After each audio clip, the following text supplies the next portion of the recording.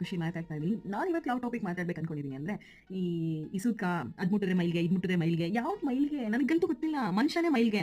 ಮನಸ್ಸಲ್ಲಿ ನಿಮಗೆ ಒಂದು ಕ್ಲಿಯರ್ನೆಸ್ ಇಲ್ಲ ಅಂದಮೇಲೆ, ಮನಸ್ಸೊಳಗೊಂದು ಹೊರಗಡೆ ಒಂದು ಮಾಡೋರಿಗೆ ಅಲ್ಲೇ ಕ್ಲಿಯರ್ ಇಲ್ಲ ಅಂದಮೇಲೆ, ಯಾವ ಜಾತಕ ಯಾವ ಸೂತ್ಕ ಅನ್ನೋದಂತೂ ನನಗೆ ಗೊತ್ತಿಲ್ಲ. ಅದು ಮುಟ್ಟಿದ್ರೆ ಮೈಲಿಗೆ, ಇದು ಮುಟ್ಟಿದ್ರೆ ಮೈಲಿಗೆ.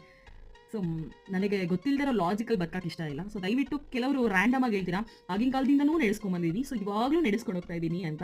ದಯವಿಟ್ಟು ಪ್ರತಿಯೊಬ್ಬರೂ ಅದನ್ನು ಕ್ವೆಶನ್ ಮಾಡಿ, ಅದಕ್ಕೆ ಗೊತ್ತಿದ್ರೆ ರೀಸನ್ ಗೊತ್ತಿದ್ರೆ ಮಾತ್ರ ದಯವಿಟ್ಟು ಅದನ್ನು ಫಾಲೋ ಮಾಡಿ. ಗಾಡ್ ಇದ್ದಾರೆ, ಐ ಟ್ರಸ್ಟ್ ಗಾಡ್. ಇದೇ ನಮ್ಮ ಗಾಡು. ಒಂದು ಕಡೆಯಿಂದ ಇಲ್ಲಿ ಏನು ಒಳ್ಳೇದು ಮಾಡ್ತಿರೋ ಅದೇನೆ. ಪಾಸಿಟಿವ್ ಆಗಿ ಥಿಂಕ್ ಮಾಡಿದ್ರೆ ಪಾಸಿಟಿವ್ ಆಗುತ್ತೆ, ನೆಗೆಟಿವ್ ಆಗಿ ಥಿಂಕ್ ಮಾಡಿದ್ರೆ ಅದು ಯಾವಾಗಲೂ ನೆಗೆಟಿವ್ ಅನಿಸ್ತಾ ಇರುತ್ತೆ. ರೀಸನ್ ಗೊತ್ತಿಲ್ಲದೆ ರ್ಯಾಂಡಮ್ ಆಗಿ ಬ್ಲೈಂಡ್ ಆಗಿ ಯಾವುದನ್ನು ನಂಬೇಡಿ.